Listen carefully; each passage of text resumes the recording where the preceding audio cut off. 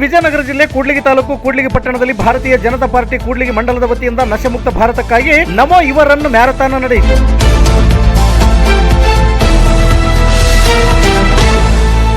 ಪಟ್ಟಣದ ಗಣೇಶ ದೇವಸ್ಥಾನದಿಂದ ಬಸವೇಶ್ವರ ವೃತ್ತ ಸುತ್ತಿ ಮದಕರಿ ಸರ್ಕಲ್ ವರೆಗೆ ನಡೆಸಲಾಗಿತ್ತು. ಹಾಗೂ ಕೂಡ್ಲಿಗಿ ಪಟ್ಟಣದ ಬಿಜೆಪಿ ಮಂಡಲದ ವತಿಯಿಂದ ಶುಕ್ರವಾರದಂದು ಹಳೆಯ ಪೊಲೀಸ್ ಠಾಣೆ ಆವರಣದಲ್ಲಿ ಪ್ರಧಾನಿ ನರೇಂದ್ರ ಮೋದಿ ಅವರ ಜನ್ಮದಿನದ ಪ್ರಯುಕ್ತ ರಕ್ತದಾನ ಮತ್ತು ಸ್ವಚ್ಛತಾ ಕಾರ್ಯಕ್ರಮ ನಡೆಸಿದರು. ಈ ಸಂದರ್ಭದಲ್ಲಿ ಬಿಜೆಪಿ ಎಸ್ಟಿ ಮೋರ್ಚಾ ರಾಜ್ಯಾಧ್ಯಕ್ಷರಾದ ಬಂಗಾರು ಹನುಮಂತರವರು ಮ್ಯಾರಥಾನ್ನಲ್ಲಿ ಜಯಗಳಿಸಿದ ಓಟಗಾರರಿಗೆ ಪ್ರಶಸ್ತಿ ನೀಡಿ ಅಭಿನಂದಿಸಿದರು.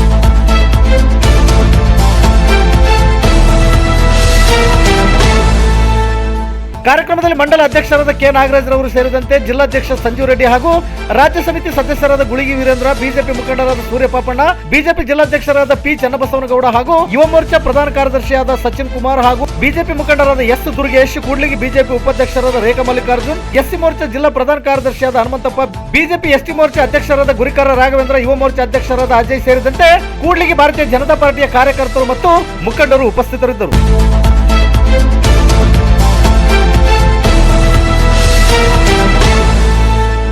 ನಿತ್ಯ ನಿರಂತರ ಸುದ್ದಿಗಾಗಿ ಗರುಡ ನ್ಯೂಸ್ ವೀಕ್ಷಿಸಿ. ಸುದ್ದಿ ನಿಮ್ಮದು, ಸದ್ದು ನಮ್ಮದು. ವರದಿಗಾರರು ನಾಗರಾಜ್ ಟಿ. ಇದು ಗರುಡ ನ್ಯೂಸ್. ನಾನು Mallesh Kamathuru.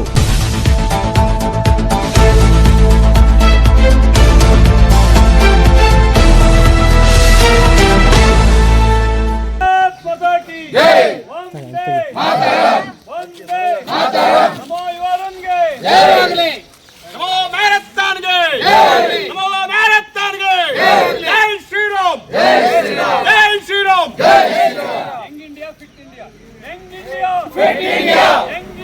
Fit India! Fit India! Fit India!